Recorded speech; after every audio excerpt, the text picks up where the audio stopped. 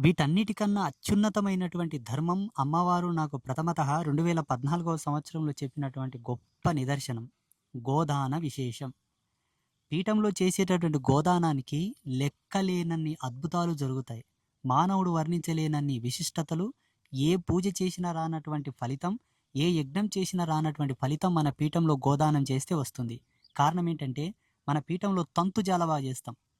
గోవుని దానం చేయడంలో కొన్ని ప్రత్యేకతలు ఉంటాయి. అవి చాలా వరకు ఎక్కడ చేయరు. మన పీఠంలో విశేషంగా మనం దర్శించి ఇచ్చాము కాబట్టి ఇక్కడ గోదానం చేసిన వాళ్లకు ఎక్కువ కాలం అప్పులు తీరని వాళ్ళు, పుత్ర సంతానానికి నోచుకోలేని వాళ్ళు, అంటే ఆడపిల్లలు పుడతారు, మగపిల్లలు పుట్టను, వాళ్ళని పుత్ర సంతానం లేని వాళ్ళు, అసలు దీర్ఘకాలికంగా రోగాలతో బాధపడేవాళ్ళు, అసలు సంతానమే కాని వాళ్ళు, అకాల మరణానికి పాటుపడేవాళ్ళు, తరచూ ఏదో ఒక యాక్సిడెంట్ అవ్వడం, ఏదో ఒక గాయం అవ్వడం, ఏదో తగిలి రక్తం గారడం, ఏదో ఒక దాంతో కింద పడి దెబ్బలు గారడం, కాలు ఇరగడం, చేతి ఇరగడం లాంటి ఉన్న సమస్యలుంటే తప్పకుండా వాళ్లకు 3 తరాల వరకు పితృదేవతలు శాంతించకుండా ఏడుస్తూ ఉంటేనేమో కొన్ని సమస్యలు వస్తాయి.